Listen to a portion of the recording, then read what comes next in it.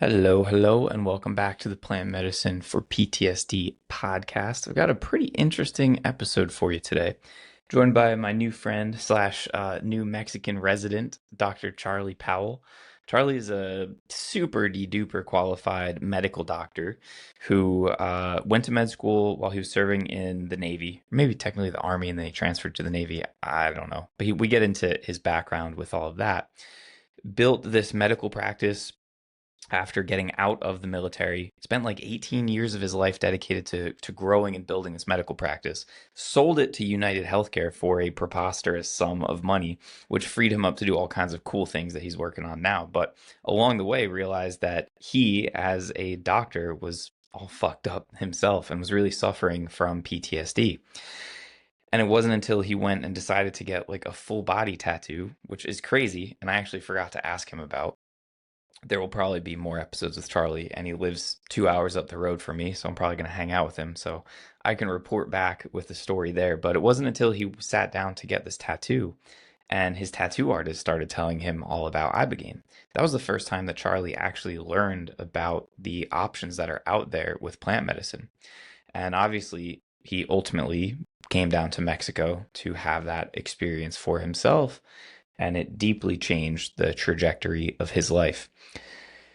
And he was able to sponsor a whole group of, I think, 6 other veterans and first responders to come down to Mexico and have the same experience that he had and make an entire documentary about it. And as you'll hear in this episode, he's got all kinds of other projects in the works on that front, on top of building a resort center for families with disabled children because his one son has a whole slew of medical issues. So, pretty incredible guy with a pretty incredible story and a really incredible mind, I think. He's clearly a smart dude and a fucking strange duck, which he would be the first person to admit to that. So I'm really excited about this episode and just becoming friends with Charlie, and we'll see what else there is in store for becoming Ohm to kind of do some projects and do some work alongside everything that Charlie is working on in the future. So let's get into this episode. Enjoy this one with my new buddy Charlie, and I'll see you on the other side. Maybe we could start off. Can you tell the people in your own words who you are and what you do now? And we'll talk about how that identity and definition has shifted over time. But who am I talking to right now? You were talking to what's left of the former Dr. Charlie Powell. That's probably the best way to put it, man. I was a veteran serving between the Army and the Navy for 16 years. I was a physician and multi-boarded physician. I have built up large healthcare groups to a healthcare system and exited out of them. So I went to the business side for a while. And about 2 years ago, that all changed. We'll talk about what happened 2 years ago and where it's going now. Uh, Before I go any further, I have to ask, what's up with the black fingernails, Charlie? Right. So Chloe and I have dad-daughter day. We lost her mom, and so I go to get manicures and pedicures with her, right? And so when we went, she was like, "Hey, get a color on there." I'm like, "You know what? I can be cool. That's fine. I can handle it." And so we got them on there, and I didn't realize gel does not come off with nail polish remover. Now, looks pretty cool. Maybe not. But I was in investor meetings all day for the resort going, oh gosh, hide your fingernails, hide your tattoos, hide your fingernails, right? But I normally just have to hide my tattoos and I'm done. But fingernails are harder to hide, no doubt about it. It's awesome, dude. Just adds character, I man. I, I love meeting dads with older daughters because then I get a sneak peek of like what's in store for me. Like I was just telling you, Oh my my daughter's God. almost 2, so we don't quite have that yet. I That's fantastic. My daughter was my 366th delivery as a doctor, and she wasn't supposed to be. I wound up having to deliver her, intubate her, resuscitate her. She was a complicated one. But man, that's the first time in my life I ever truly understood unconditional true love. I mean, it's just, oh, daddy's girl, man. You can't beat that. Love my boys too, don't get me wrong, but daddy's girl, huge. So I wanted to ask you like what type of medicine you were in. So you were in obstetrics, you were delivering babies. I was in family medicine first, and that was somewhat by a default. I went to a civilian medical school under a Navy scholarship, and Okay. then I was going to go to one of the number I think it was the number 3 spot in the country in Cincinnati for my residency. But the Navy said, no, you got to do a Navy residency. I went, how do I do that? They're like, we selected them 2 weeks ago. So all that was left was Bremerton, Washington, and Pensacola, Florida for family medicine, which wasn't the cream of the crop by any sense. But I'm like, Pensacola, Florida, white sandy beaches, here I come for a year. And wound up staying. I really loved family medicine because it gave me a good broad scope of everything. And I got to deliver my own babies, do my own surgeries. It was wonderful. And from there, I did go back and do my trauma and critical care ER training after that. But then I was like, I don't want to do that. That adds years on your life, big time. It Yeah. takes years off your life, I should say. Yeah. Yeah. And Yeah. so I was glad I had family medicine to fall back on, which coincidentally is what I built the whole business around, the business model. So if that wouldn't have happened, yeah. Dude, we're going all out of order from my notes, but you didn't tell me any of this stuff when we had our little meeting the I other know, day. man. I So, know. how did you end up delivering your own kid? I feel like that's probably definitely frowned upon, like conflict of interest wise. Oh, Just like you shouldn't be doing that. Like yeah, I how? didn't want to. I wanted to be at the head of that bed with her mom, Yeah. and so it was. She had a complicated pregnancy at the end, what's called atypical preeclampsia. She had to be Hmm. on special meds for it. The hospital I trained at, rules were that doctor had to be in house if that medicine was being given, but he was not. So when she went to actually deliver, there was no doctor in house except me, and I was not credentialed at that hospital. But people knew me up there, and I wound up doing the delivery. The doctor came in as I delivered her shoulder, and said, "Well, why don't you just finish up?" I'm like, "No, sir, I want to be up there." And so once she was delivered, she wasn't breathing, and she had what's called terminal meconium. And so I said, "Well, get the NICU doc in here." And they're like, "Well, he's not in house either." I'm like, "Dead gum, what do you civilian hospitals do, man?" But so I wound up having to go over there and do that as well, because I had a lot of NICU training when I was stationed at the Air Force at Keesler Air Force Base. It was, again, everything in life comes at you when it's supposed to, and you're right where you're supposed to be, right?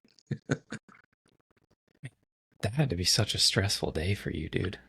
Oh, dude, I go into autopilot, and it's part of where my traumas came from, to be honest with you. Hmm. You learn how to turn off the emotion because as soon as you feel and it's a human being that's there, and that there's husbands and wives and kids out in the waiting room depending on your ability to save their life, um, yeah, that messes with your head. So you have to turn that off. It's like you're working on a car. It's like you're working a calculus equation, and that I was really good at that. Unfortunately, I was so good at it, a lot of times I didn't turn it back on. Is that something that you were aware of in the moment? Because I know like the healing path didn't start for you till a lot later. So did you kind of recognize when your daughter was young, like, oh, this is a super traumatic day for me that I never processed because I was just in doctor mode? Or did that not hit you until much later? It wasn't traumatic for me because I had been through the situation before. Okay. It's Yeah, kind of okay. like, yeah, I do that. What was traumatic is that this time it was my daughter, I guess, but I felt like it was offset by the fact I was so overjoyed with the day and the fact that I fell in love with my daughter that day. But no, I didn't really realize it till probably about 2007. I knew PTSD symptoms were setting in for me. I got out in 2005 after 16 years. So if you think about it, I bookended my military career with the first and second Gulf Wars. And you would think that most of my traumas would have come from that, but no. It was actually my time as a trauma surgeon and ER doc and what I saw there and what I dealt with. But it was probably 2007. Then I started looking back going, wait a minute. Is this why I'm able to get in there and do what I do? I just shut off the emotions and feelings, and oh gosh, if I remember, do I remember how to turn them back on? um, but yeah, that was part of the healing process. Yeah, and it's necessary to function like that. Actually, I Hmm? just shared this story the other day that I had to perform CPR on our daughter Ooh, a few months back. Like she was like choking. Like oh there man, was one time when she started eating that we thought she choked, and like I did some right. back blows and she was fine. And now looking back, that wasn't real choking. Like I was just nervous. But to the point, swallowed a piece of bread, scared look on her face, making zero sound. And like that's how you really know, right? Hmm. And did back blows, did chest compressions, the whole thing. And meanwhile, my wife is just flipping out, tearing her hair out, Right, not knowing what to do. And dude, right, we're here in Mexico. Like there was about a year and a half ago, there was actually no. Yeah, it was the day before Sita was born, the day before my daughter was born. There was a gas explosion at another unit here in this development. No Took way. almost 2 hours for EMTs to get there and firefighters to get there. So you know Oh, that phrase wow. of like you are your own first responder, like that has Right. never been more true than living in Mexico. I agree. So yeah, that was a stressful day, but similar kind of thing. I'm just like calm, cool, and collected doing my life saving shit because I have that Right. training as a doctor and had been to a refresher course and that kind of stuff. And I still don't know if that will affect me more in time that she almost died, but there's nothing to do about it in the moment. You're just doing what you're trained to do. A big part of my growth was really learning how to control my emotions, largely around my situation I was in or what people would say. But I really think I adapted fast because I was able to control my emotions in those situations. Like I said, I just turned it off and didn't turn it back on. But no, I mean that's a big part of anything you want to be successful at, whether it be at life or negotiations or in a trauma or an emergency setting. You've got to be able to separate out the emotions, and that's an intelligence that really carries you a long way. All right, I'm going to continue going out of order with my planned questions for you. Talk to me about why you joined the military. You told me you joined in what, 89? And was it purely to get the scholarship for med school, or were there other reasons behind it? So I started off, I was in college for a short time in biomedical engineering, and I got in some trouble.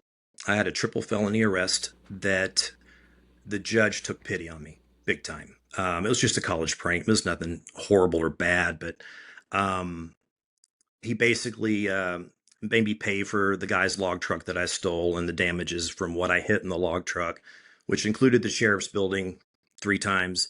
And Allegedly. yeah, allegedly.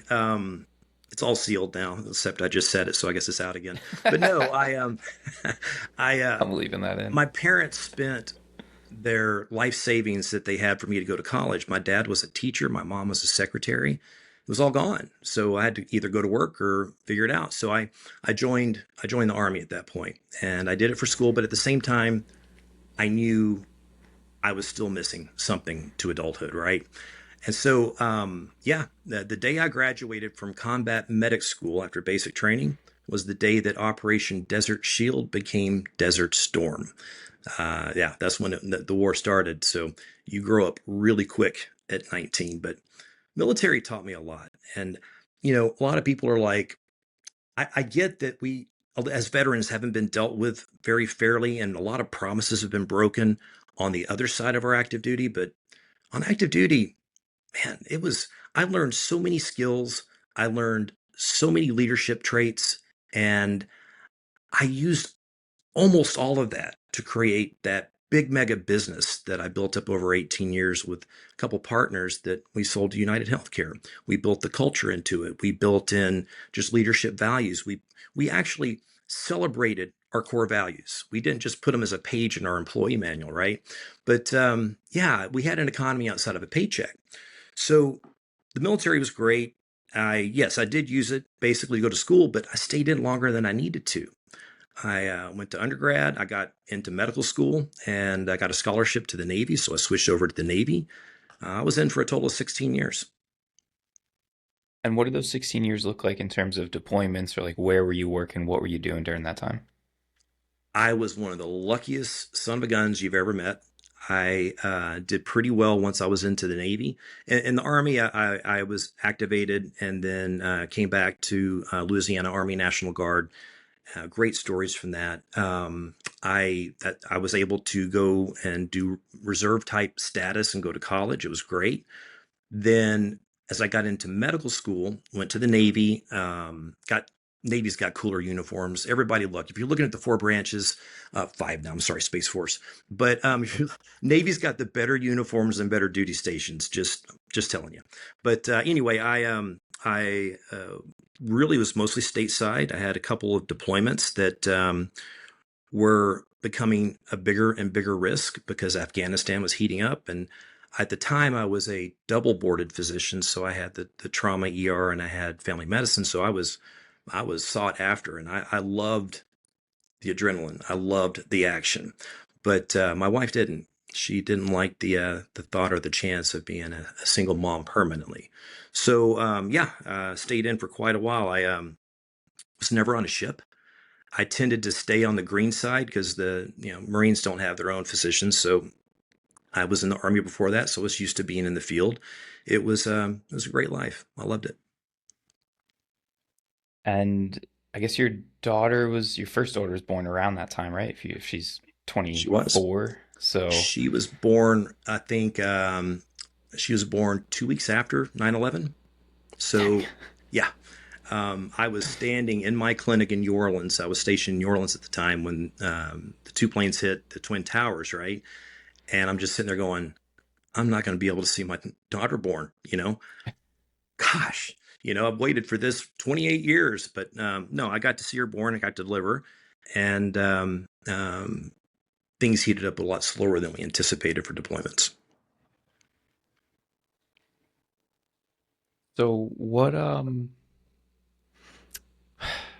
exactly was it like as you made that transition getting out? Because in the context of our program, most of the people we're working with, they have PTSD. They've been medically retired. For you, obviously, that wasn't the case. So what was the transitional period like for you? I guess maybe the last year or so of my service, which was 2004 to 2005, I remember going to Ben Elagato. He was one of the docs that worked with me in New Orleans, and I said, Ben, I think I might need to get on something. I'm irritable and my mood's just shit. I don't want to do anything. Classic symptoms of depression. And so he put me on an SSRI. I think it was Zoloft, and did fine. I did not like the side effects of it, specifically the sexual side effects. And I was on it for 3 months, got off. But I look back now going, that probably wasn't depression, nor is a lot of the other cases that I've treated through my career as a civilian provider. But I look back and it was probably about 2007. So after I got out, I can look back now and say there's something that I've coined the term on the final trauma for every person as they get out of the military. The final trauma is leaving, and you don't even know it until much, much later. But leaving that camaraderie, leaving that support group, leaving that system, leaving a place where you would give your life for the person you work with, to a place where, we work till 5 o'clock, 4:58 if I can skate out faster. And what if the refills don't get done? Then they don't get their medicine? No, I'm going to stay late and do them. Well, you just silly then. It, you went into an environment where nobody hung out after work or on weekends.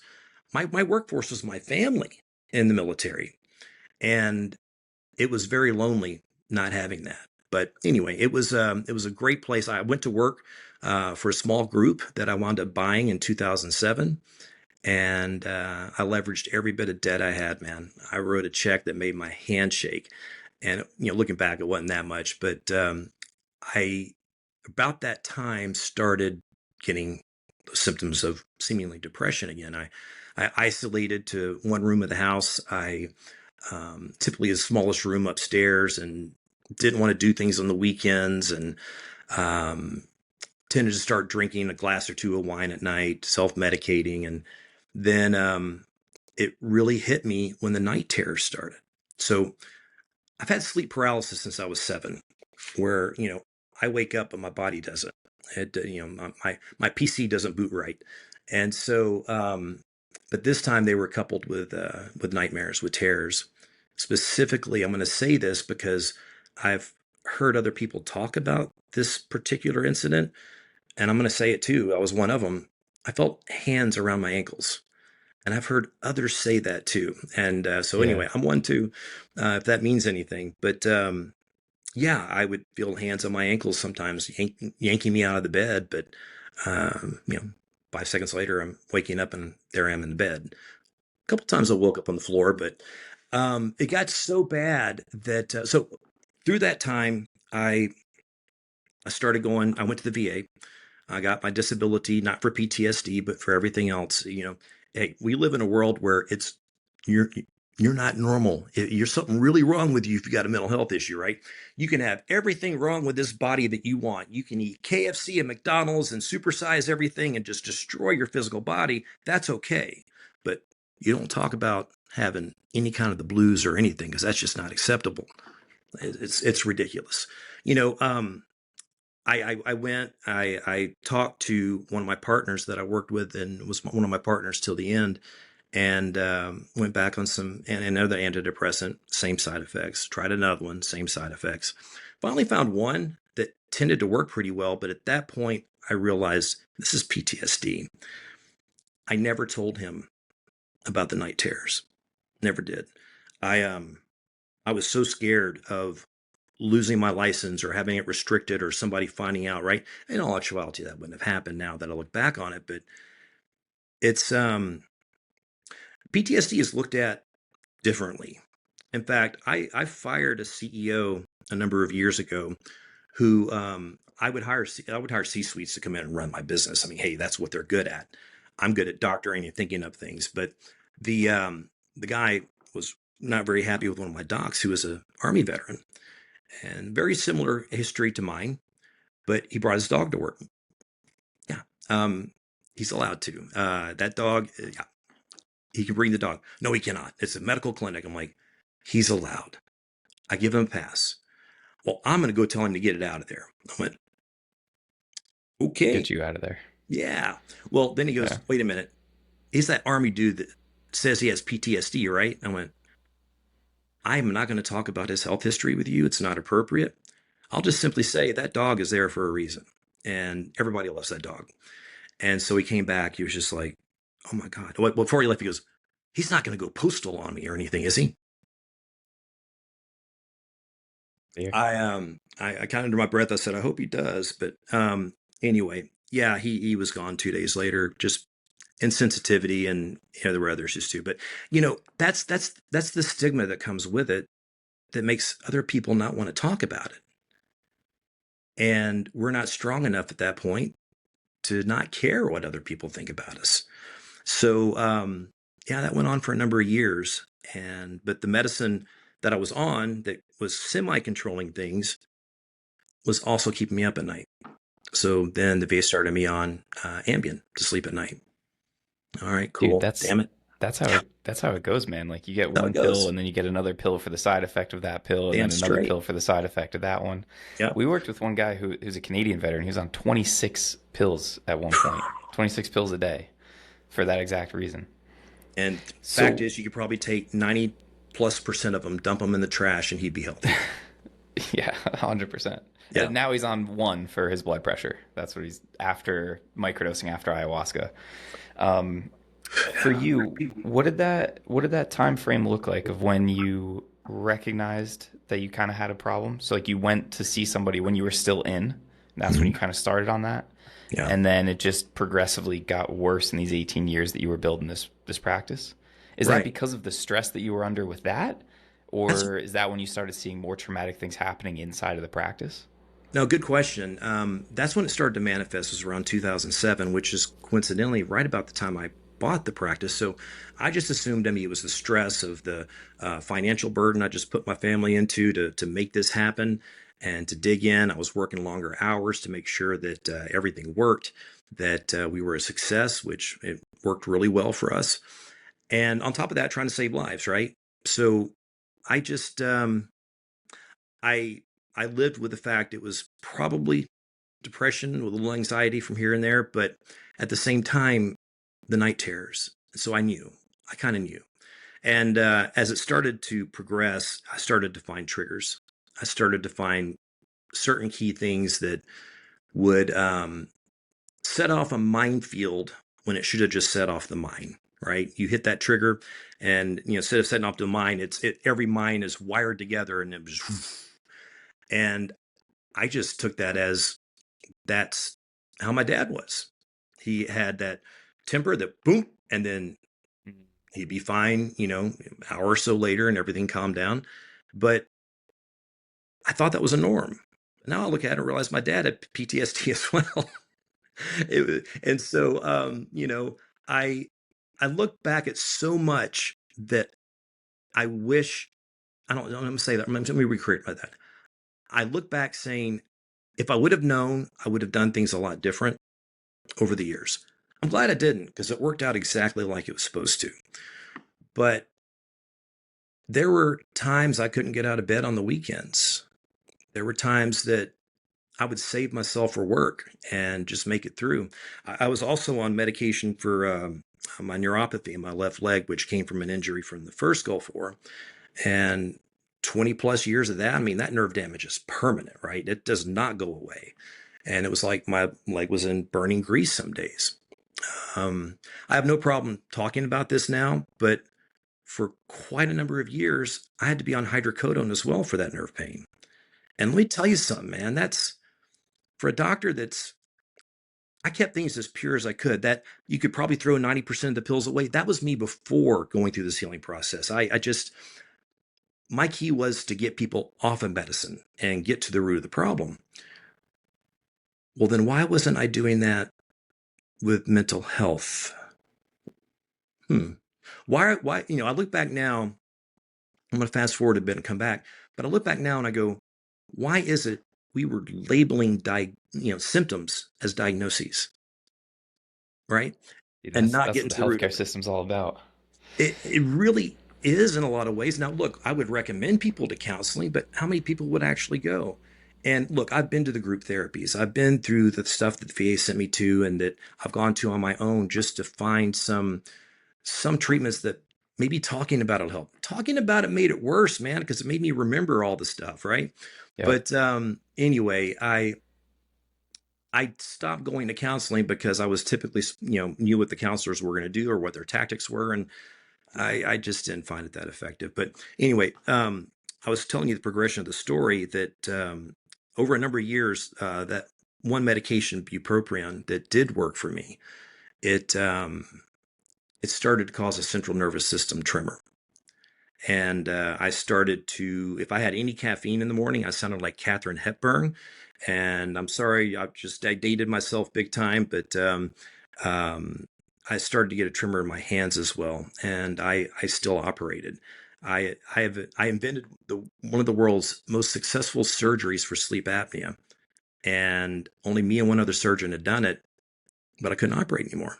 So I um, I was at a point my neurologist was saying, Charlie, you got to get rid of the bupropion. I'm like, TH, I have hit my wife in the middle of the night 3 or 4 times. Now, um, not intentionally ever, but waking up in a terror and my hand is heading towards her. And luckily I was able to pull back most of the time or pull back a little bit.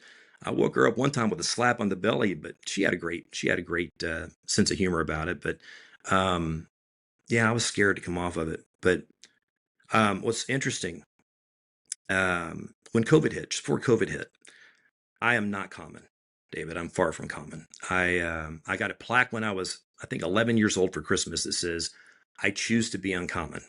And so at age 49, 50, I decided to have 40% of my body covered in a piece of art. And my wife is cool, go have fun. So why is it at that time now I'm triple boarded because I'm also boarded in cosmetics. So why is it a multi-boarded physician who runs a big healthcare system in North Texas, who has tons of doctors at his disposal and literature and knowledge and stays up on everything? Why is it I had to learn about Ibogaine, which is what I did through my tattoo artist? You know, um, he opened my mind to it, and I'm glad he did. I don't understand that, but I do Apparently, now. tattoo artists are a good source of this information because a good friend of mine, this guy Damian Robertson, he's like world famous tattoo artist for his style of these like Japanese masks and stuff. He painted that Mhm. sick jaguar behind me after a Cool. vision from ayahuasca. And he's told like everyone that he tattoos, he tells them about ayahuasca and microdosing and stuff. So I guess tattoo artists are the mechanism of informing the masses about this, maybe. But you're Yeah. right, especially especially after everything that you've been through with the side effects of these things, to the point that it took away your ability to practice surgery. Hmm. And it's like no mention of any of these alternatives ever is going to come from the Right. healthcare system, at least at that point. At least not officially, right? And Yeah. but my thing was I would gladly have talked about it if I knew about it. I had no idea what Ibogaine was. I'd heard of ayahuasca, and I'd seen some documentaries on the potential positive effects of psychedelics. But you just watch that and you go, okay. You assume in Western medicine that I had the best technology, man. I had the best MRIs, the best CTs. I got the best equipment in all my places for my people to practice the best medicine. But you got to assume, and we assumed incorrectly, that the best must also be there for every aspect of what we do. And that's just not the truth, especially around behavioral health care, in my opinion, and my humble opinion. Yeah. I mean, I remember in PT school learning there's some statistic that there's like a 7 year lag between research being updated on something and the clinical implementation of it. Yeah, And that's even when there is the research. I always used to say a lack of evidence for, a lack of evidence supporting something is not evidence against that thing. Because right, you, in PT especially, people would be doing cupping, and it's like, oh, there's no evidence it does right. anything. I'm like, yeah, well, my patient feels better, so I'm gonna do it, right? It's a similar kind of Yeah. thing here. And science is just starting to catch up. It's like Hmm. every time there's a paper published about psychedelics, it's like, cool, anyone who's ever done psychedelics could have told you that. Like, oh, it helps depression? Fucking shocker. But honestly, Man, we need the double blind study on it to prove it to the healthcare companies. to our system, right? And so I'll Yeah, tell you, yeah. I was disowned by a lot of people. So fast forward to let's see, this would have been April of 23. I was with my tattoo. I mean, I was in his chair for 300 hours. It's a big piece, Damn, and dude. we talked about everything under the sun. And I finally decided I kept getting drawn to ibogaine because there was a lot of data about ayahuasca and ibogaine, particularly for PTSD. And since I had suffered a traumatic brain injury, there was a little more pulling me towards the ibogaine.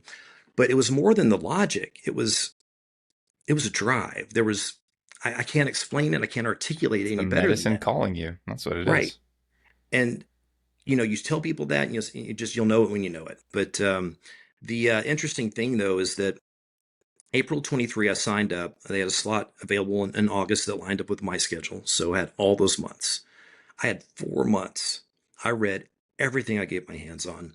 I sought out some of the better people that were in the field and said, "Hey, I'd like to hire you for some consulting." What? What? Did you just isn't it part of your package? I'm like, yeah, but I don't want that. I want to know more. And I was so prepared when I went in August that I really believe that's what made it such an incredibly great experience for me.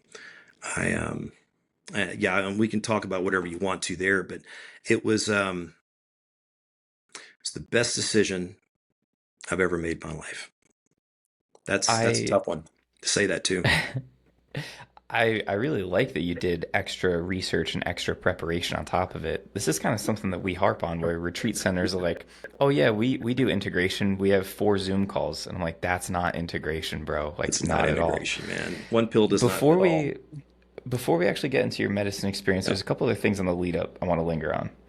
Can you tell us a little bit more about the night terrors that you had? What were those like? So at age 7, when I started having sleep paralysis, I remember the first one I had. I was sleeping on my side, and I wake up. You can open your eyes and you can breathe. You can control your breathing, but you can't move. You can't talk. And I remember this high pitched ringing in my ears, high pitched ringing, and I felt a presence. I'm just gonna say it. I don't say it to many people, but heck, I can't explain so much about life right now. I'm just gonna say it. I felt a presence in that room with me that was it scared me, but I could never see it. It was always behind me, and that's the best I can explain it. But what I will tell you though is that as I started having the night terrors, so I started having nightmares with it and various things. I'm typically not somebody that's scared of anything. I have lived a great life, and if I do something that slips up, man, I could have died 10 million times on the way to work and back, and driving and flying and everything else. So I tend not to have much fear about stuff. But there was a presence in those dreams that was the absence of good. And I try to rationalize it, think, I've had to do some pretty tough things. I'd like to say I've done everything as best I can, but I've had to make some tough decisions that maybe weren't the right ones sometimes. I've taken life, which is just part of what you do in the military. Anyway, so I didn't know what it was. If it was just deep seated guilt or something related to that, but I would have that high pitched ringing. I would feel doom. It was crazy. Um, it started happening about once or twice a week at least. And then in between that, I would just randomly wake up every 2 hours all night long. So sleep wasn't good. If you're not recharging your batteries, you have Nothing very else is going to little be good. little to go to the next day, right? Yeah. Yeah. So, but what's interesting is for the night terrors, I'll fast forward to post treatment. After Ibogaine, have had one sleep paralysis moment, and that's 2 years ago. That's extremely rare, but no high Yeah. pitched ringing, no feeling of doom or that anything was in the room with me that shouldn't be in there. In fact, if anything, I felt fingernails kind of lightly scratch my forearm. And I thought it was my wife, scratching my arm. And I opened my eyes. No one was there, but I was at peace. So anyway, take that for what you will. If somebody out there is listening to this and you know what I'm talking about and you can explain that, please call me. Well, I wanted to ask more about this because I've heard people talk about like their sleep paralysis demon as if it's like a recurring familiar entity. It must be so disconcerting, especially the first time that happens when you're 7 years old. That's got to be fucking terrifying. What do Yeah, you make of it? Do you have any explanation of any way that this fits into like a cohesive worldview of like what is happening there? sure. I can explain it from a few different angles, and they're all right and they're Sure, all wrong. please. Yeah, Um, yeah. so, my journey in the last 2 years since I walked away from everything has really been to understand what I was never taught. And it's interesting because I find that whether you look at the spiritual, the scientific, mystical, they're all talking about the same stuff, just different words. You see that a lot within religion, but no, it's even outside of religion, spirituality, and mystics. I mean, it's cross cultural, and you know the pineal gland, third eye. I mean, the correlations there, the interest there, right? So, what I'll tell you on sleep paralysis, I can explain it from they don't fully understand why people have the feeling of doom or the ringing in their ears. They just say it's part of it. There you go. And so, as far as what I think on the spiritual side, something this challenges my own belief system. So if you see me hesitate, that's why. But something bad had me. I feel like there's some component of truth to that, or there was the absence of some good. You can look at it either way. But I I can't explain it any better than that, other than it was part of the path that I had to take to get here. Yeah, and I think that is the way to look at it Right. as not needing to understand it, but recognizing it served some purpose on that path. Hmm. And man, I was down in Peru one time talking to my maestros, and I was asking him, uh, we believe that the plants have this spirit that's there to help us, right? And he's like, Hmm. yeah. I said, okay, doesn't that imply the existence of negative spirits? If there's positive spirits, there must be negative spirits, right? And he looked at me like I was a fucking idiot, and he was like, yeah, obviously. They have a very matter of fact way of speaking. And so I was kind of like, well, how do we protect ourselves from it? And again, he looked at me like, have I taught you nothing, David, was the vibe that I was getting. He's like, that's what we're here for as the maestros, and that's what the tobacco is there for in the Shipibo tradition, is to protect you from that. Right. But it was just very matter of fact that, like, yeah, there's positive spirits and there's negative spirits. There's positive energy and negative energy, and The yin and the you yang can't really, yeah, balance. exactly. Yeah. Can't explain why it attached itself to you at the age of 7, but I'm glad that you're free of that for the most part now. Dude, you Yeah. probably thought you were coming on this podcast to talk about all this cool stuff that you're doing with the center that you're building and all this, and I'm like, tell me about your sleep paralysis demons, Charlie. Oh man, I'll talk about anything, anytime. I'm not here to promote. I'm just here to learn. But no, I mean, I love this stuff. I really do, David, because go back to here I was on the other side of treatment, and 26 years in the practice of medicine. I was about to get my fourth board in sleep medicine, and Hmm, I didn't know about that's this. interesting. Yeah. I tend to not know what I don't know what when we grow up. Okay, so I just keep learning and learning more. But I I was in dismay. I don't want to say angry. I don't get angry anymore. I was just in dismay of how did I not know about that? So the more I can talk about it, the more I can tell the story. When people hear it, they can hopefully understand what it's coming from. That's the whole thing I did in the movie. I had no desire to get into making movies or starting a movie studio and making series and stuff. I made first movie, Healing Heroes, No Mind Left Behind, because I wanted to. I could tell my story a million times about my experience, everything else, and the outcomes, which mine are pretty damn legendary when you look at all the changes that happen after. And we could talk about that whenever you want, um, but it was something else if I could reproduce it. So, and Healing Heroes, No Mind Left Behind, I took some of that money that I made, and I went and rescued 5 veterans and 1 police officer from New Jersey with severe PTSD. I think half of them had suicide attempts, multiple, and they were just at their wits' end, and they could not afford to go do Ibogaine or ayahuasca. So the treatment centers tried to get grants and stuff for them, but they didn't qualify for whatever reason. So I found these 6, and I was just going to select 2, but so forget it, man. Let's just bring all 6. Let's do it. And we put them through a program that we designed specifically for veterans, because at the time, PTSD and Ibogaine was starting to get established. Mission Within was doing it. Some other people were pretty good at it. But most people were using Ibogaine strictly for opiate addiction, which dual effect for me, man. I had been on hydrocodone, a few pills a day for years. I need to get rid of that. Everybody's like, pfft. The guys I was at the treatment center with that were there for heroin and stuff, they're like, 2 or 3 hydrocodone a day. That's nothing.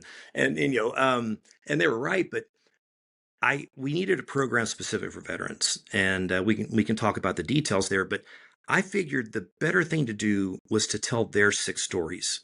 So I interview the inner circle before we take them down, bring them down to Tulum.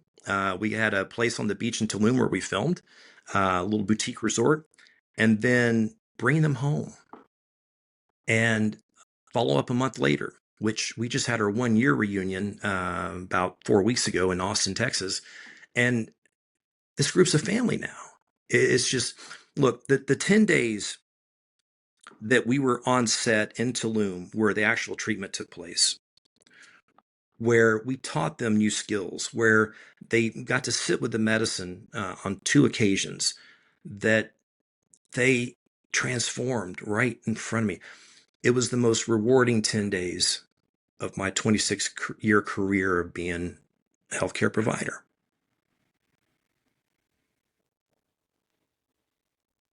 What do you attribute it to that those results stuck so well? Because when you told me that you did a follow up 1 month, I Mm-hmm. was like, that's not like I'm not interested in how they're doing 1 month later.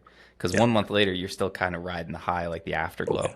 It's like Absolutely. 2 months later, you start to come down, and now you're potentially even ashamed to admit that because you just told Yeah. the world how good you were doing. Right. Right. Your medicine's leaving your system, metabolites are, or whatever the case is. And it's, um, it's interesting. The, Here's the analogy I use for psychedelics, and if this doesn't sit well with you, I'd love to hear some opposing argument to it. But I view it almost like if you're playing a video game. If this is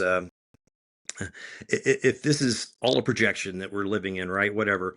But if you're on level 27 and you're stuck on level 27 of your favorite video game for 18 years, guess what? Some people are going to turn that console off. And a lot of veterans do. They just check out, man, and either check out socially, or they take their lives sometimes.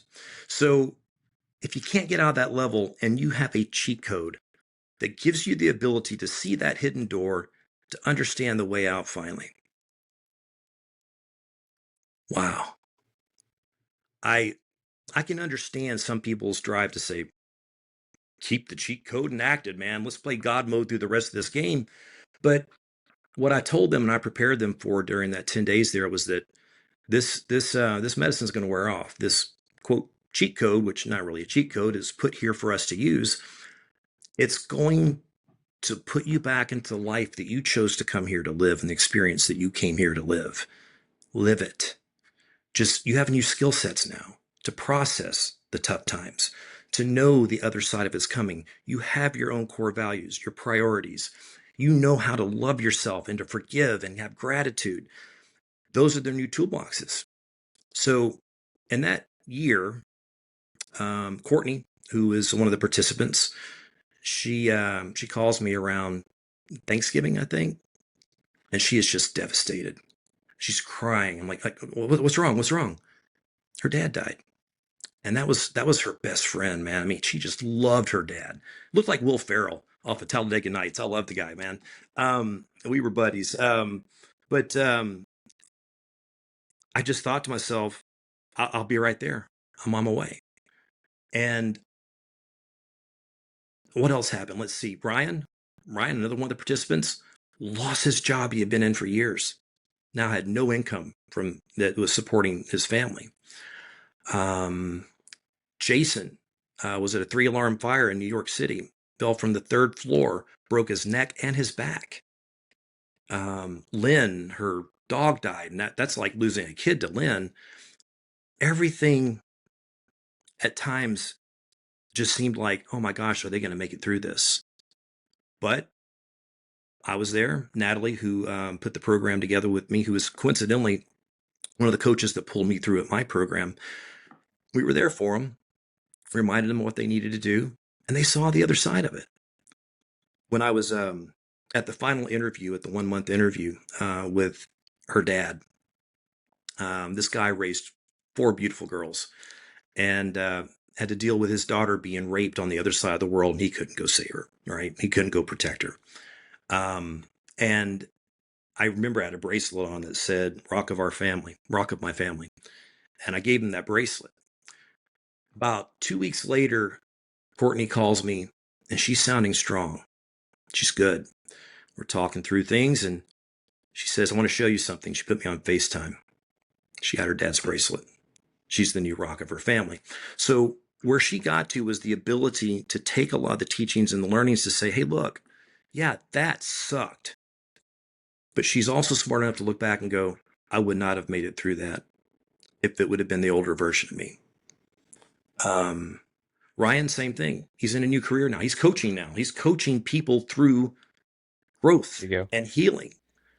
And I'm going to take them all with me. I mean, just give me time. That's my family now, right? So I would say What? that the 1 year point was really cool. Megan, one of the other participants, is having a baby. Someone who never knew what it was like to have a family is now starting a family, right? Courtney just got married. Ryan's got the new job. And so it's, we were down in Tulum. Were you in Tulum around, around June of 24? Were you there at that point? Okay. Yeah. Hurricane Alberto hit. Mm-hmm. Okay. And so when it hit, there were great waves. Man, we were out there in the waves, and I was telling them, this is life. And look, some waves hit people at the shore way up there, and it knocks them on their butt like it did you and me. And they don't want to come out any further. What'd you do? You went through the next wave and the next wave. Then you learned to kind of turn to the side, get a little more hydrodynamic. Yeah. And then you learn, wow, you can jump through the wave. And right about the time Keegan, one of the other participants in the show, is body surfing a wave. And I'm like, and then that's how you do life, right? So life comes at you in waves, and some people just stop it and don't go any further and don't want to do anything with it and don't challenge those things. These 6 people learned how to let go of their trauma, and they learned the tools that they needed to have to continue out the rest of their life. But by no means is it a cure. By no means is it going to be all happy for the rest of their lives, but they approach it differently now. And I'm super proud of them. Man, I think it's really cool that you interviewed their families pre and post as well. Because what you Mm-hmm. shared with that father who had to deal with his daughter getting sexually assaulted on the other side of the world, that's something I don't think a lot of people think about is the Mm-hmm. ripple effects that the trauma has, like up and down the family tree. Yep. And so that's such an interesting insight that you were able to see, like how that affected the father, and then I'm sure how that affected him seeing his daughter healing on the other side of that. Mm-hmm. Dude, what's the name of this It, documentary again? I gotta go look this up healing, like right now. yeah, yeah, it's not out yet, but it's Healing Okay. Heroes. Healing Okay. Heroes, No Mind Left Behind, healingheroes.com. Okay. You can see the trailers that are there. Look, I just set up some cameras with a hired crew at that point, and I feel like I went up to Oregon and captured Bigfoot by accident for 17 terabytes of Bigfoot. But no, I mean we captured something magical, man, and now we've got major streamers that are wanting this, but I might not give it to them. This might just live on YouTube, David. I don't know. My thing, the reason I did this was for impact, but we'll see. I just want to make sure they deliver the message right. Anyway, so I did not get into that for making movies. I had no desire to be in a movie. I had no desire to make TV series after that. I did it because it made no sense to me. While I was in 26 years of medicine, I didn't know about this. I learned from my tattoo artist. I went to the vets conference that November and listened to those guys talk. And there's Governor Rick Perry and Crenshaw, Senator Crenshaw. They're all backing it, left and the right's backing it. And it's not moving anywhere. So what? Then you realize it's more of a problem with the system that, Yeah, I mean that the yeah. the very cynical side of me says it hasn't moved anywhere yet because they haven't fully figured out how to monetize it and they're not Boom. ready for that quite yet. So they You got to get all cannot that patent squared Mother away. Nature. You cannot Yeah, patent Mother Nature. they're Um, trying. they're trying, they say they're trying to remove the psychedelic effects of the molecules. When I'm like, dummies, that's the part that they need. Yeah, it's the essence. I had a good chat with this guy Wiz Buckley. I'm not sure if you're familiar with him because he's a pilot in the Navy, flew Yes, fighter and jets. He was a he Top Gun flies the pilot. fighter jets, and he does the nonprofit. My daughter just Yeah, flew with yep, them. yep. She Oh, just really? yeah. I won That's at a awesome. charity auction. I'm like, Wiz, I'm gonna support you, Yeah, man. yeah, yeah, And so she yeah. got to go Awesome. fly the jet with them. Yeah. So he's a big proponent of Ibogaine. Healed him, and he's doing a lot of work to get that to people. But he also has Yep. a lot of experience in like the investment space in the pharmaceutical world. And he's part of Mhm. some drug that they're developing, which is essentially isolating some of the components of Ibogaine to use it for addiction therapy. Mhm. And he had a good take on it because he's seen both like the actual plant medicine world and the pharmaceutical world of it. And Mhm. he helped me to be not so just purely negative about it. Like I can see there's some benefit there, but I'm kind of with you, man. I think we're really losing a lot of the essence of this when we just Oh put it man, into a pill. I don't even know how much Ibogaine was life saving for me. But at the same time, as the cardio toxicity, the arrhythmias, all the issues, right, has to be done in a very well educated medical environment. Um, so why is it then Iboga, the root itself, the root bark itself, does not have the same arrhythmias? Well, it just so happens, I think of the 17 alkaloids that are psychoactive in Iboga, that Ibogaine is just one of the more powerful ones, but not the most powerful. That one is actually coming under study now. But isn't it interesting that the other components of that bark are antiarrhythmic? Hmm. Who would have So thought? why are you wanting to split things up? Okay, so we've already westernized that a little bit, but I'm not going to knock it, man, because it saved my life, right? But no, the participants actually did iboga on the show because I wanted them to get more of the spiritual side of it. And you're talking to a guy that a year earlier would have said, huh? Spiritual side of medicine, male and female, feminine, masculine, whatever. Um, Now I just go, yeah, prove me wrong. Man, I remember I was like a 24-year-old doctor of physical therapy, right? Like fresh out of grad school. And Hmm. we had this old woman who this old patient come in, and she had on her x-ray clear as day like really severe hip arthritis. And she's trying to tell us about how her hip pain is related to these emotional traumatic memories that are stored in her hip. And we're all looking at each other, rolling our eyes like, yeah, okay, lady, like you got hip arthritis, you need a hip replacement. Hmm. And now, dude, somebody tells me that like they have hip pain because of their stored trauma. And I'm just like, yes, of course, obviously, that's how this works. So it's, Yeah. I hear you when it's like you would have rolled your eyes at like the spiritual part of the medicine, like Freaking 100%. lootly, man. I still have to stop the eye roll sometimes. Go, stop, stop, open my. Oh, yeah, I get it You now. see an energetic So healer now, Charlie. I do, I You do. can't You know what's you can't interesting? roll So your I eyes. was I was on organ transplant team for a bit at LSU when I was in training, and there are validated true stories about a recipient of an organ Yeah, getting feelings and thoughts. so crazy. And and look, there's so much that has changed in my purview when it comes to neurology as well as the what the brain is and what it does. It's and I know it's truth now. I can't I just know it's truth. But if you can transmit memories and feelings in an organ other than the brain, okay, Western medicine, you're not getting it right. If Yep. somebody can get hit on the damn head and start playing the piano or speak a foreign language, we're not getting it right. Um, but at the same time, we're like an ant trying to understand physics. You know what I mean? Um, you got to wake up to realize that first. Well, and so many people are just not okay with accepting that we might not ever figure all of that out. And that can be okay as it is. It's the ant demanding that it can figure out physics, you know? Yeah, ant, go live your life, man. Go leave some Yeah, chemtrails. Go eat just some be an good ant. food.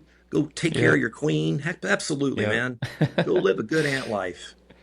The uh the organ transplant stuff is crazy when you start reading those stories. So I have a keratoconus in my eye, so I need a Yeah. cornea transplant at some point in the future. So I was doing a bunch of reading on that recently. I can probably get a pretty cheap cornea down here in Mexico compared to in the Yes. States. So that's Absolutely. got that going for Absolutely. me. I wanted to ask you, because you just brought up being on the organ transplant team. I know you shared with me that a lot of your traumatic experiences didn't come from your deployments, but actually came from practicing trauma medicine. And I Yeah. wanted to see if you had anything to share on that front, because we're Yeah. working with a lot of first responders these days. Oh And man. man, like the stuff that they see and experience sometimes is almost God worse bless than the them. stuff that happens overseas God because bless it them. happens in their backyard and they drive past the place that it happened as they go to get groceries. Right. So I what was that like for you? First of all, for first responders out there that are listening to this, thank you for your service. I get thanked for my service all the time, which I have a different answer now. My service is just starting, but I don't think our first responders get thanked enough. Um, on the front Because they lines every hate it day. half the time. On the front lines every day. If you think about it, it's not like on a battlefield where that's the enemy. Okay? Everybody has to be treated like a friendly until they're absolutely proven that they're not. And then sometimes it's too late to protect yourself. And it's not to mention just the stuff you see and you come across. So yeah, look, I've seen a lot of stuff from a trauma perspective. And when it comes to war, it's like, look, either it's you or it's me or it's us, it's them. That's the contract we signed coming into this job. So it is what it is. But I look back now going, duh. For me, it was specifically a time I spent as a doing trauma surgery ER at a hospital in Florida. I won't name it. It was level one trauma center that, um, you have about enough of the fucking drunk driver that hits the family of 5, and they all die except for the 6-year-old who's now a paraplegic and has no family, you know? And that son of a bitch walks away with stitches in his head to jail. Um, that stuff gets you after a bit. And a true story, actually. In fact, I remember about 6 weeks later, that little girl, state was trying to figure out what to do with her.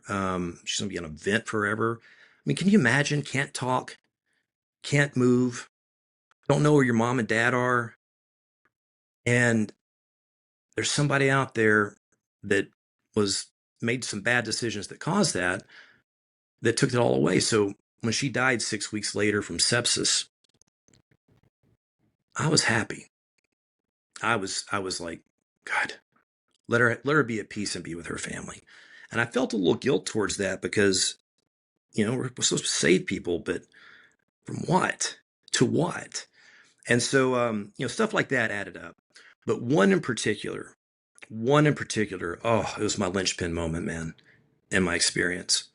I was stuck in a loop, and I kept seeing this one thing over and over again. I'll summarize it as much as I can because I know I've taken forever. But um, it was a 3 in the morning. I got called down. I was the chief resident on that night. Life flight came in. It was a code black and a code red, which means one coming in dead on arrival. The other one is a trauma code. So went to the code black. Gunshot wound to the head. Way too much brain gone. No sense in even trying. So pronounced him, gentleman, probably in his, I don't know, 70s, I guess. And then went to the code red, and it was another gunshot wound to the head, and looked like it was probably murder-suicide. CT was already spooled up. This place ran like grease lightning. It was great. And so literally evaluating, she's unconscious, non-responsive, and I'm like, no exit wound. CT, blood everywhere, right? And, with all that pressure builds up in your head, it's got to go somewhere. So herniating and pushing the brain downward and the brain stem down is usually the final event for them. But anyway, got neurosurgery was on the way in to operate, and said, all right, let's get the OR prepped. And a voice from that body says, no. She was alert. She was with it enough that she could hear. She couldn't move. She couldn't see, but reflexes were almost zero. But she said no. So I'll paraphrase and I'll go quick, but it was very muddled speech and it was hard to understand because she's stroking at the same time. But she basically said she wasn't going to consent until somebody could hear her story. And I said, look, you have everything to live for. I assume she was the one that pulled the trigger. And I said, you have everything to live for. Whatever happened, just it's worth the other side. It's not supposed to end this way. And she goes, no, I need to know if he's dead. Not supposed to say anything. I'm just like, there was a gentleman that came in with you that was not as fortunate as you because you have a chance to live. And anyway, she said, good. That man was her father. She was in her mid to late 30s. And he had been raping her since she was 7 years old. He was a preacher. And she kept calling him a good man. I had to really listen. Like, did you just call him a good man?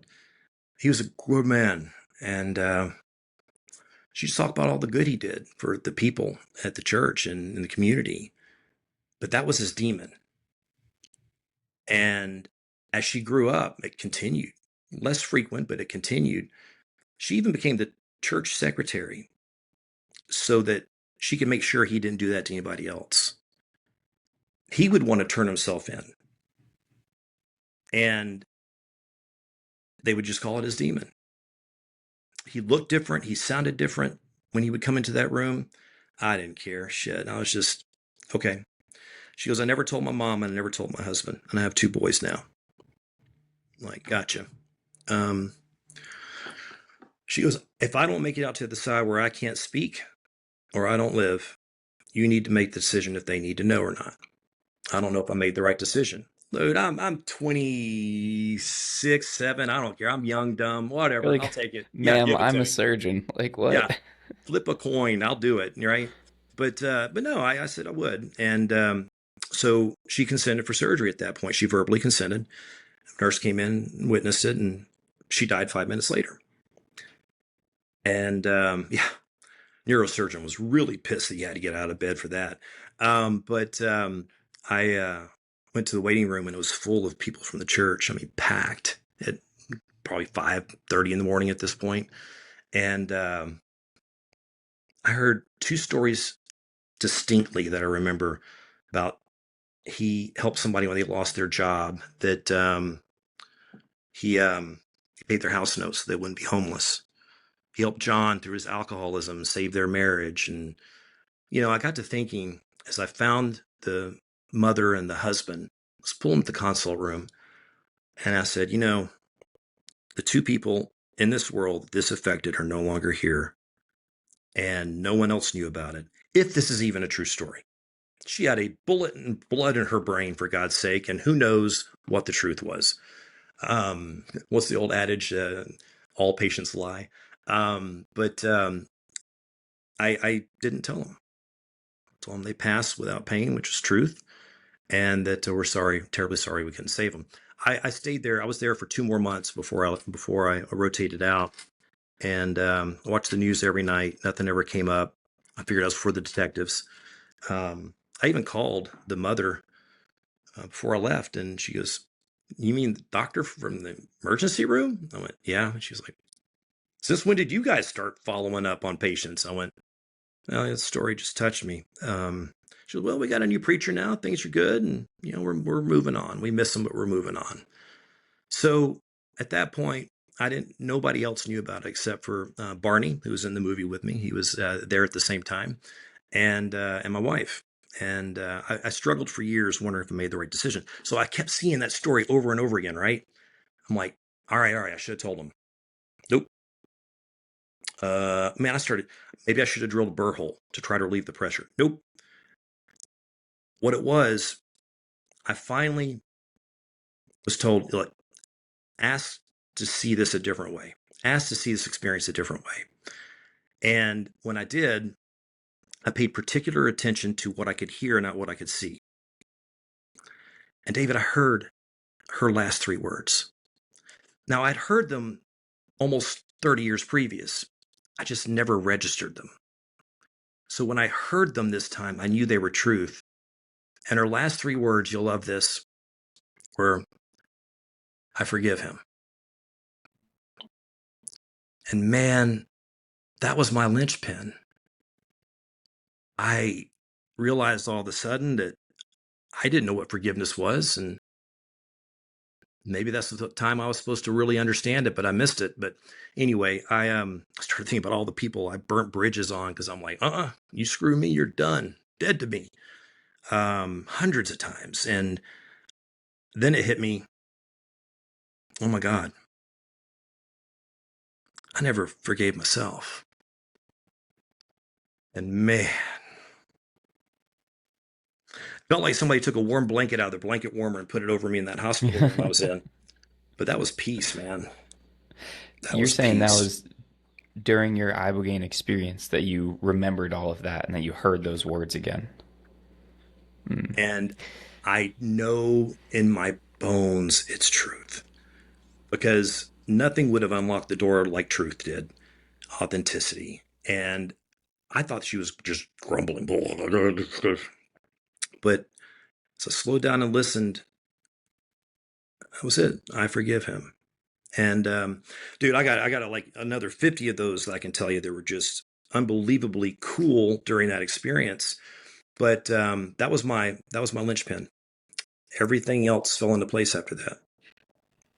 So we, at the beginning of this, we kind of we strayed into some territory that's going to get cut out of the beginning here. So I'm not sure how much sense this will make with Okay. context, but we talked about how things happen for a reason, both to you and to your family members, and just how things are unfolding exactly as they're meant to be, to Right. extract some lesson or to make you stronger or whatever. Right. So the fact that this experience happened 30 years ago, that this person went through all of their traumas, committed this act of the murder suicide, to say these words to you, to have those words finally land 30 years later in an Ibogaine ceremony. You can't make this shit up. No, you But can't. for that lesson to land the way that it landed, that's insane. And I think that that lesson of the forgiveness, I think that that's a core element of all of this healing work. Oh, I it don't is, think man. that you are doing healing if it's not accessing that component It's of it. gratitude, it's forgiveness, it's community, it's loving yourself, it's all of that. And oh my God, I had the best time writing that program for Tulum. Try to teach a service member when you ask them what do you love in this world? List out the top 5 things, and they're not even at number 10. They haven't listed themselves, right? And then you tell them the trick part. Oh well, then I'm a two. Some people no, they're like I'm 50. Um, Trying to teach those people how to love themselves again. Man, I dig deep on that one.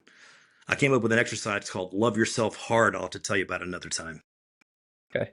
It's funny because it's like it's so simple, right? It's like, yeah, forgive people. Yeah, forgive yourself, love yourself. Sure, it would be nice to do that. Would be nice to forgive myself. Would be nice to stop beating myself up. Would be nice to be grateful for things. But how do you actually do that? And I haven't figured that out short of plant medicine. I That's the only thing I know that makes that actually sink in instead of just empty platitudes. It's realizing finally that you are the writer, director, and producer of your life, Mm. and you get to write that script. For me, it was finally embracing and trusting my feelings.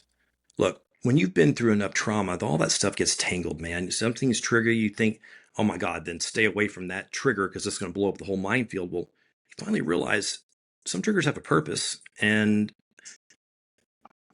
I here's the analogy I use. I say that it's like I was riding around with a radio in my car that was a piece of crap that was had static in it. And I would never turn up my favorite songs. Why not just turn the volume down or turn it off? I wouldn't even listen to the music anymore. Um, but then somebody else gets in my car one day and says, why are you listening to 106.0? It's 106.1. And that little adjustment, suddenly you realize, damn, once you untangle your feelings and you can trust the feelings that you get, I would argue anybody and debate them to the end and win every time. Feelings are a higher form of communication of thought than vocalization can ever be. In fact, art and song are better than vocalization of the words, right? If you know it, you know it. But I um, I finally learned to turn my feelings back on and to trust them. And let me tell you something I've done in the last couple of years. I've formed 9 companies in the last year that we're doing great things in the world, and it's just interesting how it's all coming together and the right people, right place. But you change who you are, you change your personality, you change your way of doing things. You get your priorities right, get your core values right, live by them. And you've got a compass and a roadmap and a vehicle to take you to your purpose, man. Um, I have had twice I can think of right now in the last year, have had a feeling about something that logic and math did not compute in a business deal. Like, mm, nope. But my heart was telling me, yes. I'm like, gosh, every time you've done this before, you get into a bad situation. I don't know. But I trusted it this time and it actually proved to be right. So all I got to say is, people continue doing the work. You go through the medicine and a lot of people are, kind of wonder, what do you do after the first time? Some people do need to go back through, but wait till somebody tells you and stick with one person that you trust to carry you through that experience that is going to guide you the right way and make sure you're doing the work and getting the skills. You know, there's a type of person called an avoidant dismissive. I don't know if you've heard of that, but they're basically carpet sweepers. They sweep everything under the carpet, right? Come back 5 minutes later, they're fine. Everything's swept under the carpet. And all I got to say is, if the medicine's going to pull all that dust from under the carpet, you better have some tools to figure out where to put it this time, because it's going to really, really um, taxing situation on you to try to figure out what to do with it. So I'd love to see what you answered this, but in the healing process, what percentage, in your opinion, is from the medicine, and what percentage is from the work before and after? I mean, on the one hand, you could say it's 100% the medicine because it shows people what's possible, but really I feel like it's like 20% maybe.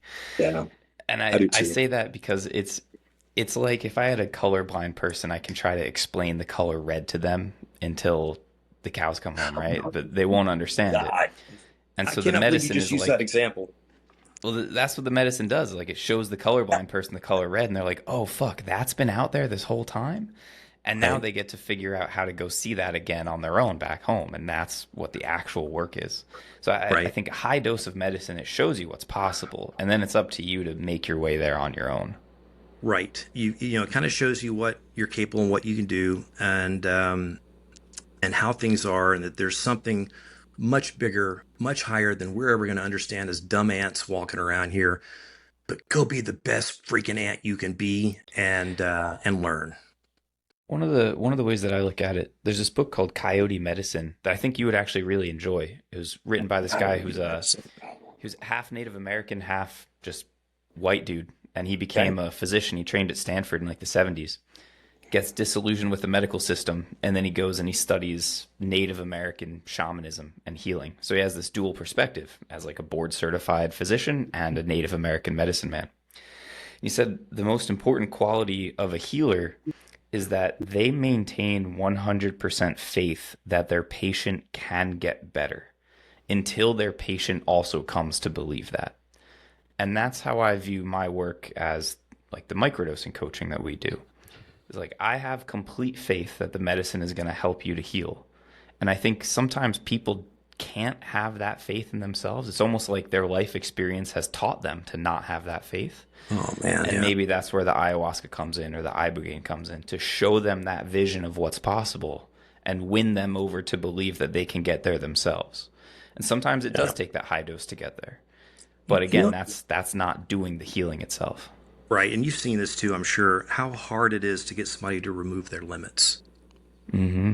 The glass ceiling, right? It's heck, I didn't even realize I'd done it to myself. I mean, look, here I was, came from where I did in life, good upbringing. My parents gave me everything I needed for values and how to be a good person. I just didn't follow it till later, but not financial. And 2000, you know, 23, man, I had the American dream.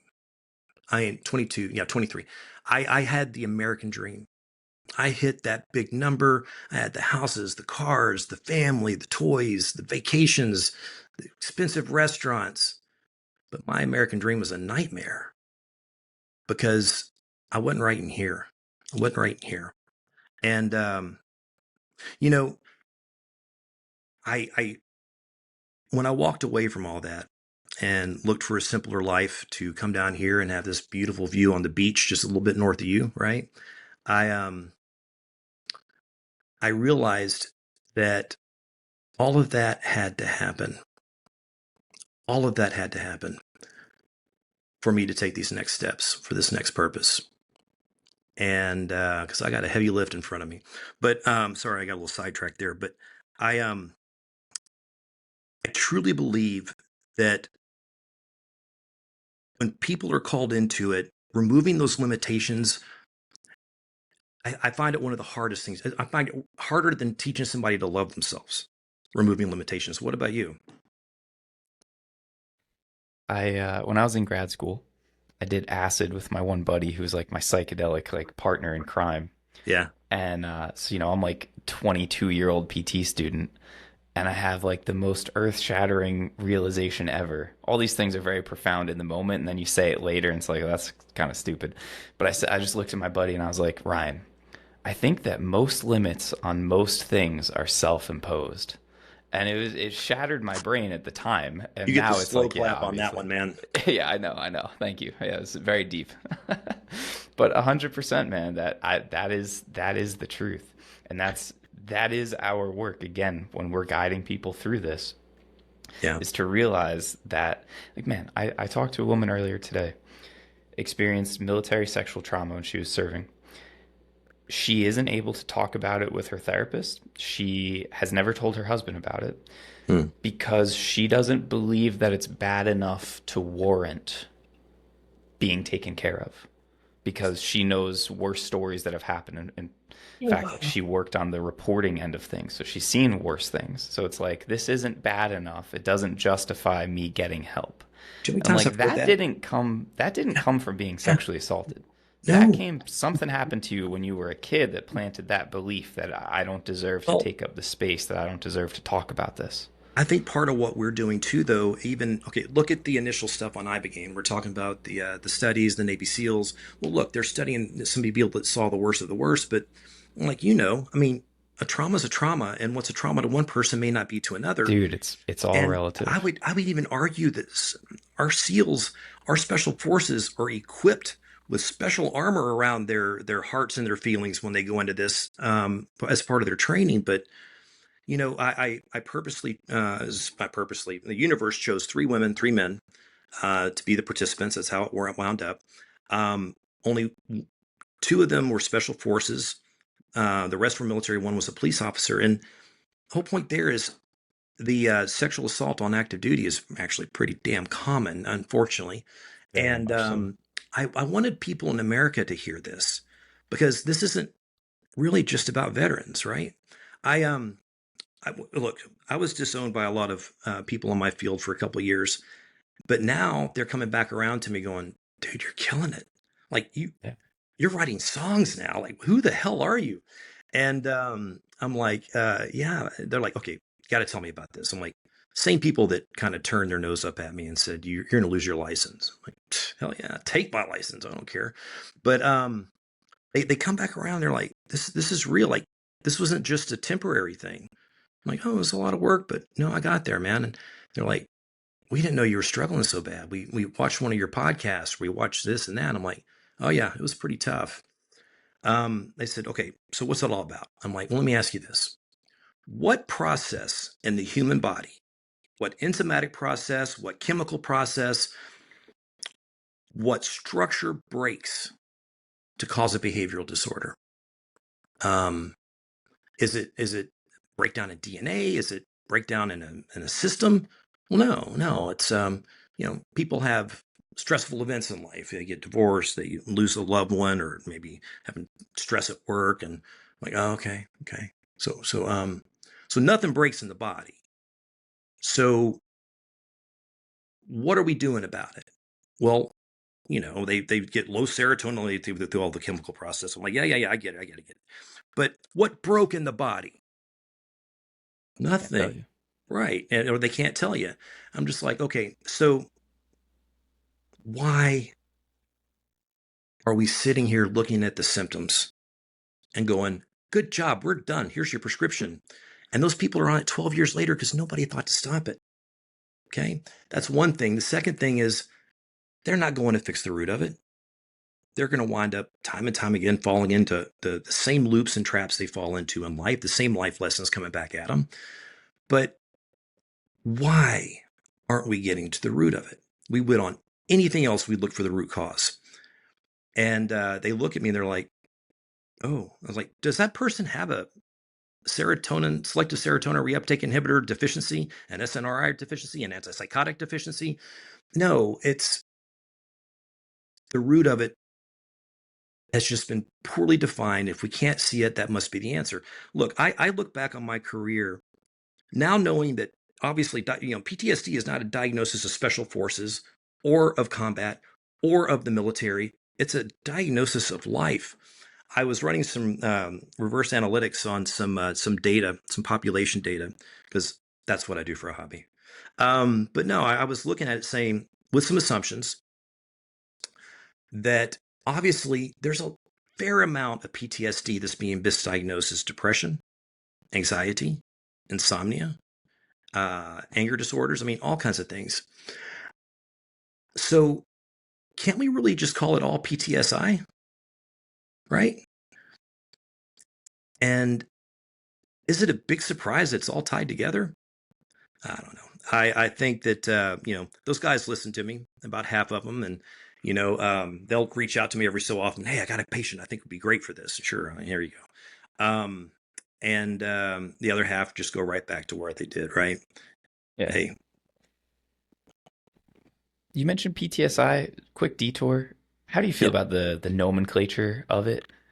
Look, I think tomato, tomato, potato, potato, and I will tell you that whatever you want to label the traumatic event as, I I very much like Levine's definition of trauma. Something that comes at you too fast, too soon, or you don't have the tools to deal with it too much, right?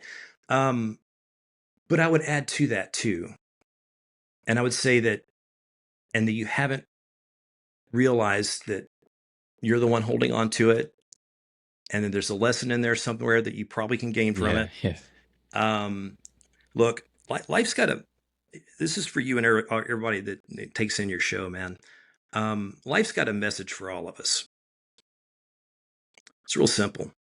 When you're dealt something like your son at 1 year old being told he may not live past 13, he's special needs, he'll probably never walk, talk, anything else like I did. You feel sorry for yourself for a split second, then you can like, I got this. He was given to me for a reason. And hence that reason St. Charlie Resorts, yeah. But no, that's a whole Dude, nother you're story for you're another you're show. like you're like reverse podcast hosting me because you're teeing up all these transitions that I've been wondering, like, how am I gonna switch gears and talk about this? It's my life. It's easy, man. It's just how my life worked. But but life's lesson, if you give it time and you really search for it, is when you're dealt with something that's hard or painful. It's, I'm sorry. You're welcome. I like that you're talking about it in that term, in those terms, because that's something that it's an approach that we try to take inside of our microdosing program. Because, we used to run these retreats. We used to be really big into ayahuasca and everything, kind of scaled that back. And the way that I look at microdosing is it kind of transforms every day of your life into a miniature ceremony. And what I mean by that is like when you're at an Ibogaine retreat or at an ayahuasca retreat, visions come to you or things come to you that are inherently imbued with all of this meaning. Like you remembered this woman's words and you got this lesson from it.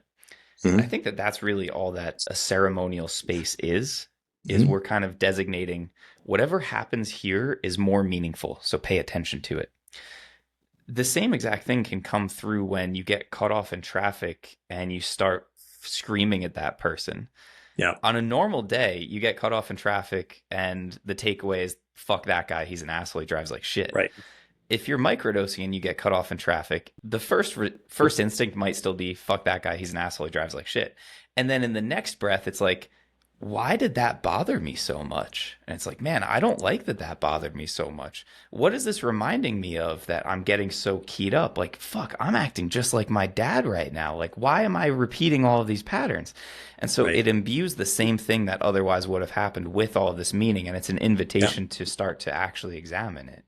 And I agree with you, Absolutely. man. It's like every single experience that we go through, there's a lesson in there if you have Yeah. ears to hear it and if you're open to receive it. I truly believe if you can fundamentally change in your mind what happened in your past and you can believe it to the core, that you will become the person that you would have become if that past was true. I I've Break seen that down. If you examples can of it. change what happened to you in the past, how do you mean? So if you could convince yourself that you were born someplace else, had different parents, grew up in a different situation, to the point where almost completely different from what it was. Let's say you grew up in a nice middle class home, you had great supporting parents, right? But let's say you convinced yourself that you didn't do that. You grew up in a single parent family and mom was never home. I'm not dissing your mom, dude. Let's say she was a prostitute and there were always drugs around. Please, I will buy you a drink. Don't ever tell your Easy, mom I bro. said that. My All mom right. listens to this I know. podcast, man. Okay. Come on. I'm so I this is just a hypothetical. No. But that honestly, if you believe that and you build every detail to that past as part of your memory, you become that person that would have Yeah. been. Yeah, for Yeah. sure. Yeah. You mentioned free will before, and like I actually kind of don't believe in free will because if I had every single experience that you have had And Hmm. like, if your entire past was my entire past, I actually wouldn't be able to do anything other than what you're doing right now. Because if we swapped places and swapped our molecules, like my behavior would be the exact same. And that's not like a get out of jail free card. Like I believe that, but then I also believe in, the death penalty for pedophiles. Even if maybe they couldn't have acted any differently, we should still feed them to a wood chipper. But I don't know. It's kind of how I look at it. I Um, will I will tell you that I truly believe I believe everything was a chemical process, and just that, like, I turned right because of a slew of things, and the formula is so complex the supercomputers could never figure out. That's why I turned right at that light instead of left. But after a bit, and especially after the medicine, I started noticing some synchronicities that were just undeniable. And those synchronicities, there's just no way chance could have made so many of them that I've seen. But Absolutely. if something is that powerful to cause those synchronicities, then I think there are some limitations on maybe what we do and don't do. There's reactions, there's fight or flight responses and stuff like that. But I do believe there's guidance and that certain things guide us in some of our decisions that we make. Now, how much of that is here within us? I don't know. But I've decided to stop trying to figure all that stuff out and go live life and realize I'm not supposed to understand it right now. It becomes a lot easier when we take that pressure off of ourselves to Yeah, it try to does. understand all of it. So we're coming up on 2 hours already, bro. Oh There's my one thing gosh. that we've not touched on at all. So living life right now for you. So you're down here in Mexico, living on the Yes. beach. Yeah. You actually live like on the beach, by the Yeah, way? man. Like you That's why I looking had to out shut at the it? blinds Nice, because dude. the glare. Yeah, Hell yeah. I thought, how cool would it be to work where I've always vacationed, right? Been coming here for 30 Yep. years. And then, as I started working from my office right here and looking at the water, I went, man, this is like being at a strip club. You can look, but you can't touch. And, you know, but no, but I program time in now. I take my walks. I sit outside. I still meditate. I still have my gratitude. I still have my moments of reflection. And the hell if I'm ever going back. The strip club analogy is hilarious because when I got this job at a PT school, shout out to Elite PT in Rehoboth Beach, Delaware, the clinic is on the boardwalk, and all of our patients would be like, "Oh, it must be so nice to work at the beach." And I'm like, "I'm inside for 11 hours a day. I get here when it's Right. dark and I leave when it's dark. It's nice for Right. you guys. Like, this fucking Right. sucks." But Yep. anyway, what is life looking like for you right now, Charlie? Because you're building a very interesting Yeah. resort retreat center thing, and I want you to talk about that because when you shared that with me, I was like, dude, this is the coolest thing that you've told me about. Like, forget all the fucking PTSD and the Ibogaine stuff. Like, this is All this incredible. trippy stuff, So right? yeah, man. So what are you building? So What is this? when I came out of the other side of Ibogaine, I was just instantly changed. By the way, that neuropathy that was in my left leg for nearly 30 years, gone, Look gone. at that. Yeah, anyway. So as I'm floating around in the pool, just staring at the clouds, going, now I see why people look This at is nice. clouds. Realize I'm probably still tripping balls a little bit, right? I'm like, you know what? I was not enjoying my job. I felt like I was sitting in a boat in the middle of the ocean with no waves, no wind, no engine, and nothing to fill my sails. No oars, just motionless for probably a couple of years. And it sure didn't get any better when I sold to the big company, and it was even more bureaucratic. And I said, it's not supposed to be that way. But you trained over half your life to be that doctor. So anyway, my I went home. I watched. I knew I wanted to open a resort for special needs families because you never feel comfortable or at home. You feel like people are always looking at you. You've got your kids acting up. They're like, "What's wrong with your kid?" There's no programs for them. The parents have to be split off. One goes one way, one goes the other. You wonder why the divorce rate in special needs parents approaches 80%. Damn. It's they forget about each other and what pulled them together, right? Not to mention the effect on the siblings. All the attention goes to a special little one, a lot of times. So I wanted to create a resort system that special needs families could come to. And I figured I'll buy a 50, 150 room resort. It'll be my retirement. It'll be great, man. I get to be a beach bum finally. And nobody will ever even know I was a doctor. It'll be awesome. And, as I started doing the numbers on it, because my business mind had to kick in. So I started doing feasibility studies and pulling everything I could out of data. But I realized that for me to even have a 2% penetrance into the families that aren't going on a family vacation every year because of their either physical or intellectual disability, 2% penetrance, we're going to need 23 600 room resorts in Mexico. Now, let's scale it down. Let's only target the rich, which that's just not me, but let's just say that. I'm still going to need 11,000 keys for that.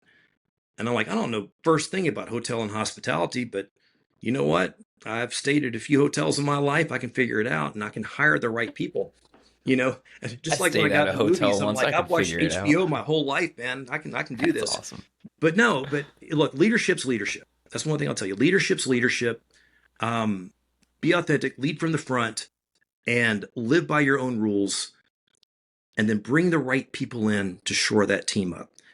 I did something different this time, though. So to create this resort, nothing like it. I didn't want to bring in hotel and hospitality. I didn't want to bring in special needs. Solo Vive is the parent company. And to be on the Solo Vive team, you have to have worked in at least two different industries and been a problem solver. Because you got to bring those problem solving patterns with you to other spaces that we cover. And man, we've had the best time creating this resort that is going to be the first of its kind. I can't believe it's even the case. This is going to be the world's first all-inclusive resort for all special needs. And we're special as normal. So the name St. Charlie's didn't come from me. I'm no saint. I will be making up for a lot of things I've done in life, but little Charlie's my son. And you realize after a period of time that he's taught me a lot more about life than I'm ever going to be able to teach him. He's brought a lot of miracles into my life, and for that reason, it's St. Charlie Resorts. What's like the time horizon like on this project, like being Oh up and man, running? I'm in the middle of a capital raise right now, and it's a heavy lift. It's 101 million to open this first one. Dang. Um, we're we're on the cusp of 90 million, and that's after 10 weeks. That's unheard of, right? So, like I said, things happen at the right time at the right place. But sometimes that last little bit's the hardest. But no, Playa del Carmen. Can't say which one. We're under NDA, but acquiring one and then buying the land next to it to build the new facility. So hopefully open by spring break of 26, man. Awesome. They're certainly very fast at building shit down here. They are. They are. It depends on when you pay them, though. You got to be strategic about when you pay. But no, I'm joking. I bet. Uh, what else are you up to? What else do you have on the go? Because you said you started 9 companies in the last year. You got Yeah, other TV started. shows you're making. Like, what are you doing? Yeah, so Healing Heroes has two spinoffs. Healing Heroes, the series, which it will be Okay, 3 series a year. We continue telling the stories, right? And we journey around. We'll do ayahuasca. We'll do psilocybin one season. We'll cool. explore that because I don't want to tell people what to do. I don't want to tell people they need plant medicine. I just want to say, hey, look, I'm like my tattoo artist. I'm just putting it out there, and if you want to watch it, and it Mm-hmm. rings through to you, right? Just be careful and go to good people, right? Don't Mm-hmm. go to Shaman Jane because she's got an altar and she she's just some online course. But the uh, the spin-offs are really pretty cool. So obviously, Healing Heroes is the same format but a series, and then something called Squared Away Nation. Now that one's That's cool. right. Look, we have thrown $15 billion at suicide through the VA system in the last 3 years. 5 billion a year and have not moved that needle. In fact, I'll show you good math that shows you that 22 a day is bullshit. It's way higher. And there's 10 attempts for every success or execution, right? That's hundreds and hundreds of veterans every day attempting to take their life. But all these programs fail. They have good intent. And look, VA people out there, I love you guys. Y'all took great care of me. Y'all are just wonderful individuals. Except for that lazy guy in the ENT department, don't want to see you again. But no, I mean, we're just held to a system. That's just what we have. I thought I was getting the best treatment I could, but so no fault there. But what I noticed that is lacking from everything, I heard an admiral about a year ago say this. If people just didn't leave the military, PTSD wouldn't be half the problem it is. I'm like, damn, community, brotherhood, sisterhood, which is part of the healing process and the program we do. And that made me realize we've got to put the band back together. Now, no one has ever done this or been able to do this, but I am leveraging technology like crazy and building a catalyst to put the band back together again, to actually unite all veterans, all nonprofits for veterans, all veteran businesses. We're going to do for veteran space what Amazon did for small business. And I'm going to leave it at that because I can't let the cat too far out of the bag while we're at an RFP stage and everything right now. But the show Squared Away Nation basically will start about the same time. I figured, why buy commercials when you can have the TV show, right? Where we go get groups of veterans together in different cities where there are already little pockets of them. We just pull them together, pull them together, pull them together. We tell their stories, and then we put the whole city of veterans together. We pull together. We have them do a huge project. You've got judges, you've got doctors, you've got plumbers, you've got electricians, you've got people that know how to get things done with order and skill. You put them together, and man, it's a force to reckon with. We need to solve our own problems. And this platform that I'm putting together will be the first self-sufficient veteran platform where we all engage to solve our own problems, and it doesn't cost a penny to the taxpayer. It makes its own. In fact, it pays $60 million a year back to nonprofits in the veteran space for every 500,000 users. It's really an interesting concept, but I can't let that one too far out of the bag, man. But eventually I Fair will. enough. Okay. Yeah, it's cool. I I hope there's some room for me to be a civilian contractor on all of this Dude, stuff. come. I know it's just Remind veteran me based, but when we meet, remind me to tell you about the GRIT program, growth through okay, resilience, and attention and tribe. But yeah, deal, there's lots of work to be done, man. deal, man. All right, brother. Closing Okay. thoughts. What kind of shit do you want people to hear about this? What do you wish people understood more? Especially because this stuff is like it's so hot right now, right? Like Hmm. everyone's talking about the legalization of Ibogaine and like funding in Dude, it's gonna Texas take and forever. Florida and stuff. So like, Yeah. what do people need to hear that they're not hearing? Number one, it's okay not to be okay. All right. It's okay not to be okay. The biggest thing I found in those veterans when I go around to meet with their families, the conversations just aren't happening. The family knows that they're struggling and they know they're struggling, but they don't talk out of embarrassment that they don't want them to know they're broken and they don't want them to think they're disappointed in them. Conversations have to take place. It just opens up so much. Just no judgment, right? No judgment when the conversations take place. But it's okay not to be okay. Um, if you think you know it all, you don't. You absolutely don't. You're even further away from anybody that isn't half as educated that realizes they don't know it all. Um, Open your mind because what you think things are isn't always the case. And I don't mean to be cryptic in that, but we get so locked into the dogma that we're giving in society, the limitations that we put upon ourselves, the way we approach our patterns of thinking that we accept too much as truth. Always, always trust but verify, including your own basis of thought and procedures and what you do and who you are. Shake that foundation up every so often and make sure you still got the right parts in for your purpose. Charlie, thank you, brother. Thanks for Hey, doing this man, with cool. me, and thanks Yeah. thanks for doing what you're doing with the resort, man. It's gonna Hey, be man. so awesome. Well, I plan on seeing you there, right? Come have Heck fun, yeah. man.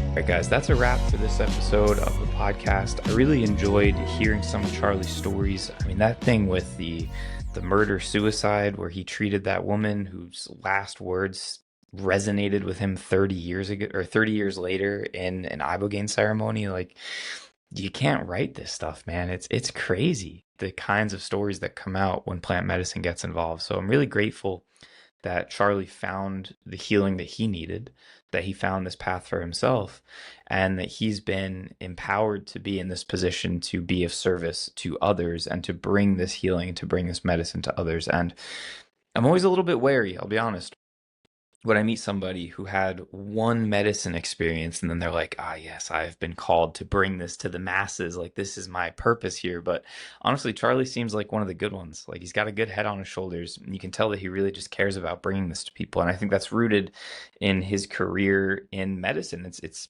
honestly quite similar to my story, where I became a doctor of physical therapy because I thought I wanted to help people heal. And it turns out I'm meant to be healing their mind and not their fucking ACL tear. So, really grateful to Charlie for the work that he's doing. I'm really excited to see where things go for him since he is somewhat new on this medicine path and he's in a position to have a really outsized impact with everything that he's doing because of all of his connections and his opportunities and his experiences in life. So, really grateful to Charlie for coming on here, for doing this episode, for doing all the work that he's doing. And you can catch everything that he's up to in the links down in the episode description here. All right. As always, thank you very much for listening. Until next time, peace out. Hare Krishna.